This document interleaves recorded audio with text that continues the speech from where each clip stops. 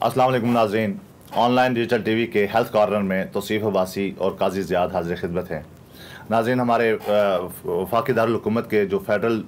Hospitals हैं उनमें एक बड़े दौरानिये से ना तो नई वैकेंसीज़ जो है वो क्रिएट की गई हैं और ना ही कोई बड़ा इस टाइप का कोई बड़ा प्रोजेक्ट ला के जो बढ़ती आबादी की ज़रूरियात के मुताबिक जो ज़रूरियात पूरी कर सकें उस पर काम हो रहा है। इसकी वजह से हमारे जो हेल्थ सेक्टर है फेडरल गवर्नमेंट का, फेडरल एरिया का, वो बड़ा पुरसान हाली का शिकार है। इस पर हम बात करने के लिए आज बैठे हैं। हमारा जो फेडरल का सबसे बड़ा हॉस्पिटल है Pakistan institute of medical sciences PIMS, इसकी हालत ज़ार पे बात करेंगे। ये एक दफ़ा फिर जो पिम्स के मुलाजमीन हैं वो गुज़श्ता तकरीबन 11 दिनों से मुसलसल जो है वो मुज़ाहरा कर रहे हैं। वो अपनी ड्यूटी छोड़ के मुज़ाहरा करने पे मजबूर हो चुके हैं। इसकी क्या वजूहात हैं, इसका थोड़ा सा बैकग्राउंड नाज़रीन में आपसे शेयर करके फिर हमारे को होस्ट हैं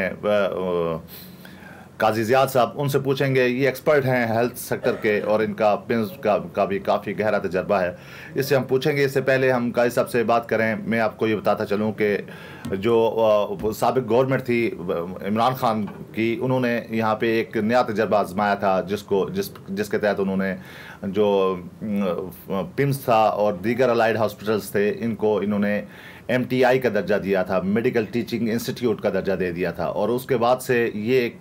प्राइवेट कैडर हॉस्पिटल्स डिक्लेयर कर दिए गए थे और गवर्नमेंट सेक्टर जो सेक्टर एम्प्लॉयज़ थे और जो सर्विसेज थी हमारे गवर्नमेंट सेक्टर एम्प्लॉयज़ की पिम्स की, उन लोगों को काफ़ी जो है उनके तहफ़्फ़ुज़ात थे और उसके ऊपर उन्होंने बड़ी हद तक जो है मुज़ाहरे किए, धरने दिए। और जो इमरान खान की गवर्नमेंट के जाने के बाद मौजूदा गवर्नमेंट ने आके ये जो उसूली तौर पे फैसला किया कि वो पिम्स को पुरानी सूरत में बहाल करेगी। उसके ऊपर कौमी असम्बली और सेनेट में उन्होंने बिल लाए और वो पास करवा लिए। अब और वो बिल पास होने के बाद हतमी मंजूरी के लिए सदर ममलिकत के पास गए और वहाँ आज तकरीबन 2 हफ्तों से ज़ायद हो गया, इससे ज़्यादा का दौरानिया हो चुका है। वो बिल वहाँ पे पेंडिंग है और उसके ऊपर साइन नहीं हुए, जिसकी वजह से जो पिम्स बहाल होने का जो अमल था वो वैसे का वैसा अपनी जगह पे रुका हुआ है। इस सारे अमल पे पिम्स के जो मुलाजमीन हैं वो सरापा एहतजाज हैं। वो रोज़ाना OPDs, एमरजेंसीज़, OTs सब कुछ छोड़ के बाहर ग्रीन एरिया में एहतजाज कर रहे होते हैं। और जो पिम्स के अंदर मरीज़ होते हैं और जो ऐसे मरीज़ जिनकी जो क्रिटिकल कंडीशन में होते हैं, जिनके ऑपरेट होने होते हैं, वो बेचारे काफ़ी दुश्वारी का सामना कर रहे हैं। हम इस हवाले से अपने को होस्ट काजी ज़ियाद साहब से पूछेंगे। काजी साहब, आप हमें बताएं कि अगर सेनेट और कौमी असम्बली ने ये बिल पास कर दिया है कि Pakistan institute of medical sciences जो है इसको पुरानी सूरत में बहाल किया जाना है, तो फिर क्या वजह बनी है कि प्रेसिडेंट ऑफ पाकिस्तान ने वो समरी जो सेनेट और कौमी असम्बली से अप्रूव होकर उनके पास गई है उस पर साइन नहीं किए? शुक्रिया तौसीफ साहब। वो चूँकि ये पाकिस्तान तहरीक इंसाफ का ही एक मंसूबा था और इस वक्त सदर जो है वो पाकिस्तान तहरीक इंसाफ के ही पार्टी से ताल्लुक़ रखते हैं, तो उन्होंने कुछ ऑब्जेक्शन लगा के बिल वापस भेज दिया है, जो अब जाके जॉइंट सेशन में इसको मंजूर करवाने का मंसूबा है वफाकी हुकूमत का। लेकिन मसला ये है कि जो पिम्स मुलाजिमीन हैं उनकी बात 100% ठीक है और उनका एहतजाज भी ठीक है, क्योंकि वो बेचारे कई अरसे से, मतलब जिस वक्त MTI बन रहा था तो तब भी वो एहतजाज पे थे और इसके ख़िलाफ़ थे, लेकिन किसी ने उनकी नहीं सुनी और उनसे वादे वईद उस वक्त PTI गवर्नमेंट में किए गए कि हम पिम्स का स्टेटस जो है उसको बहाल रखेंगे, उसको कोई नुकसान नहीं होगा मुलाजिमीन को, ये नहीं होगा, वो वादे वईद करके फिर भी उनके साथ जो है धोखा किया गया। और वही निज़ाम जो कि KPK में था, मेडिकल टीचिंग इंस्टीट्यूट का, वो पिम्स में भी लागू किया गया, जिससे मुलाजिमीन को काफ़ी मुश्किलात का सामना था। लेकिन इसके साथ साथ जो है जो MTI है इसका सबसे ज़्यादा नुकसान आम आवाम को था और है भी, अब भी है, क्योंकि वो ख़त्म नहीं किया गया। तो उसका नुकसान ये था कि आपकी जो नॉर्मल टेस्ट की फ़ीसें थी वो आपने जमा करवानी थी। फॉर एग्ज़ाम्पल आपने MRI करनी है तो MRI की आपसे 2500 और 3000 रुपये चार्ज किए जा रहे थे गवर्नमेंट हॉस्पिटल में। और गवर्नमेंट बिल्डिंग में आपसे प्राइवेट हॉस्पिटल्स के चार्जेस लिए जा रहे थे और सहूलियात जो है वो किसी निजी हॉस्पिटल के आपको प्रोवाइड नहीं किए जा रहे थे। या तो ये था कि सरकारी बिल्डिंग में मैं अगर पैसे दे रहा हूँ तो मुझे फिर वो फैसिलिटीज़ मिल जाए, फिर ग्रेड 19 या ग्रेड 20 का प्रोफेसर ख़ुद मेरे पास आए, ना कि मैं उसको ढूंढता फिरूँ। ये कई मुश्किलात का सामना था जो मरीज़ थे उनको था, और जो हॉस्पिटल का अमला है वो भी इस बात पे मुसलसल नालाते हैं कि एमटीआई बनने के बावजूद ना तो मुलाजिमीन को कोई समरात मिल रहे हैं और ना मरीज़ों को कोई समरात मिल रहे हैं, जिसकी वजह से वो मुसलसल इसके हवाले से एहतजाज में रहे। अब रही बात कौमी असम्बली और सेनेट की,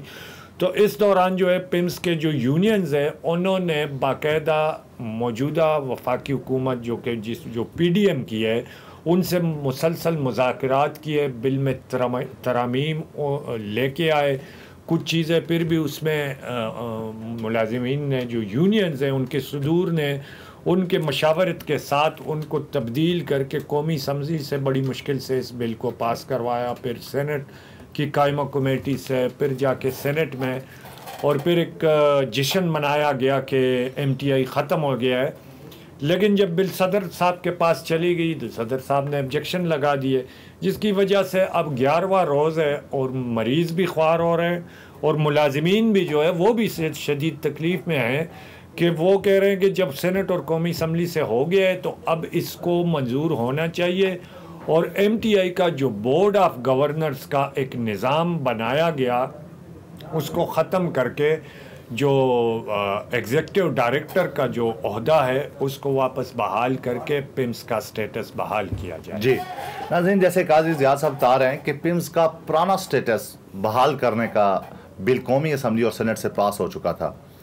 ये जो पुराना स्टेटस था, उस पुराने स्टेटस के तहत पिम्स का जो स्ट्रक्चर था वो कुछ इस तरह से था। मैं आपको इसका वाज़े बता दूं कि पिम्स का टोटल जो प्लॉट है ये 1250 कनाल पे मुश्तमिल ये मेडिकल फैसिलिटी के लिए फेडरल गवर्नमेंट ने एक प्लॉट दिया था, और जिसमें पिम्स के लिए टोटल सेंक्शन पोस्टें 4160 रखी गई थी। और इस वक्त उन 4160 पोस्टों में से 1140 पोस्टें खाली हैं, जो या तो मुलाजमीन ओवर एज होकर रिटायर हो चुके हैं, या मुलाजमीन दौरान सर्विस फौत हो चुके हैं, या मुलाजमीन डेपुटेशन पे किसी और डिपार्टमेंट में जा चुके हैं। 1000 से ज़ायद पोस्टें इन 4000 पोस्टों में से वेकेंट पड़ी हुई हैं, जबकि इनमें से ग्रेड 17 और 21 की कुल 816 जो पोस्टें हैं उनमें से 396 मेडिकल की पोस्टें यानी कि डॉक्टर्स जो हैं वो खाली पड़ी हुई हैं, जबकि नर्सिस की 984 टोटल पोस्टें हैं नर्सिस की, और जिनमें से 268 पोस्टें जो हैं नर्सिस की खाली हैं। और इस वक्त पिम्स के कोई तकरीबन लगभग 126 डॉक्टर जो उनका प्रमोशन ड्यू हैं वो मुंतज़िर हैं अपनी तरक्की के। जैसे काजी ज़ियाद साहब बता रहे थे कि पिम्स का पुराना स्ट्रक्चर बहाल किया जाना मकसूद था, लेकिन जो प्रैक्टिस जो तजर्बा इमरान खान की गवर्नमेंट ने एमटीआई की सूरत में यहाँ पे किया, बोर्ड ऑफ डायरेक्टर बना के उस पर मासवाए प्राइवेट सेक्टर से लोगों को लेके ओबलाइज करने के कोई उसमें ना तो शहरियों को सहूलत फराम की जा रही थी, ना वहाँ के सिविल सर्वेंट्स जो गवर्नमेंट एम्प्लॉइज थे उनको की जा रही थी। प्राइवेट सेक्टर से जो लोगों को ला के यहाँ पे डायरेक्टर्स और भारी पैमानों पे 6-6 लाख पे महाना तनख्वाह पे डायरेक्टर्स भर्ती किए गए इस एमटीआई में, और वो डायरेक्टर्स जो नौमूलूद कहलाते हैं, जिनका खुद अपना तजर्बा कोई नहीं है। जबकि यहाँ पे पिम्स के जो एम्प्लॉइज हैं बरसों की उनकी यहाँ पे सर्विस है, 20-20 साल की, और वो बरसों से एक ही ग्रेड में काम कर रहे हैं, और बजाय इसके कि उनको जो है उनकी ड्यूज प्रमोशन जो है वो मिलती, एमटीआई की सूरत में इन्होंने बाहर से पैराशूटर डॉक्टर ला के उनके ऊपर डायरेक्टर्स और फिर मुख्तलिफ उनको ओहदों के नाम दे के उनको यहाँ पे मुसल्लत किया गया, जिसके खिलाफ एक कैंपेन शुरू हुई। और वो कैंपेन इस नतीजे पे उस कैंपेन का नतीजा ये निकला कि मौजूदा पीडीएम गवर्नमेंट ने इस पिम्स का पुराना स्ट्रक्चर बहाल करने का कहा। अब पिम्स का पुराना स्ट्रक्चर जो है असम्बली और सेनेट ने तो पास किया, लेकिन साबिक गवर्नमेंट के जो प्रेसिडेंट पाकिस्तान हैं उन्होंने इसके ऊपर एतराज़ात लगा के वो बिल वापस भेज दिया है। और हमारे ज़राए समर की तस्दीक करते हैं कि मौजूदा पीडीएम गवर्नमेंट ने 20 दिसंबर को जो मुश्तरका कौमी सेनेट और कौमी असम्बली का इजलास बुलाया है, उस इजलास में इस बिल को दोबारा मंजूर कराने का फैसला किया है। और ये जो मुश्तरका इजलास है, इसकी मंजूरी के बाद मेरे ख्याल में कानूनी तौर पर ऐवान सदर को या प्रेसिडेंट ऑफ पाकिस्तान इस बिल को रद्द नहीं कर सकते। उसके बाद से ऑटोमेटिकली 1 या 2 हफ्तों के बाद पिम्स का पुराना स्ट्रक्चर जो है, पुराना जो हुलिया है, वो बहाल हो जाएगा। इस वक्त की जो सूरत-ए-हाल पिम्स की है, उसके ऊपर हम कायद साहब से बात करेंगे। कायद साहब, पिम्स में रोज़ाना की बुनियाद पर ओपीडी में कितने मरीज आते हैं, इनका एक रेशियो आप हमारे नाज़रीन को बताएं। और फिर ये बताएं कि जब आज 11वें दिन से ओपीडीज़ में काम नहीं हो रहा, आप ये भी बताएं कि ओटीज़ में डेली बुनियाद पर कितने ऑपरेशंस होते हैं, वो कितने लोग सफ़र हो रहे हैं, ओपीडी में कितने लोग सफ़र हो रहे हैं, इन लोगों के लिए मुतबादिल जगह कौन सी है। अगर पिम्स की ओपीडीज नहीं चलेंगी, ऑपरेशन थिएटर्स नहीं चलेंगे, तो ये लोग बेचारे सड़कों पे जाके कैसे इसका क्या हल निकालेगी फेडरल गवर्नमेंट। पिम्स का इस वक्त जो है 8 से 10 हज़ार रोज़ाना की ओपीडी है जी, और जो ऑपरेशन है वो इमरजेंसी समेत तकरीबन इस वक्त 1000 तक तकरीबन डेली बेसिस पे ऑपरेशन हो रहे हैं। माइनर और मेजर ऑपरेशन सबको मिला के 1000 के करीब, मतलब जो मदर चाइल्ड हॉस्पिटल है, सारे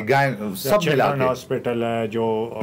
कार्डिक है, और सब मिला के ये तकरीबन रोज़ाना की बुनियाद पे 1000 से ज़ायद ऑपरेशन हो रहे थे जी। तो ये सारे जो है वो लोग सफ़र हो रहे हैं, शदीद परेशानी का सामना है और बड़ी मुश्किलात है। लेकिन हुकूमत की तरफ से भी कोई तसल्ली बख्श जवाब जो है वो उनको नहीं दिया जा रहा कि हम हर सूरत इसको मंजूर करेंगे, आप एहतजाज ख़त्म करें जी। अगर हुकूमत की तरफ से उनको ये यकीन दहानी करवाई जाएगी कि जॉइंट सेशन में इसको मंजूर किया जाएगा और आप एहतजाज ख़त्म करें, तो फिर मेरे ख्याल में जो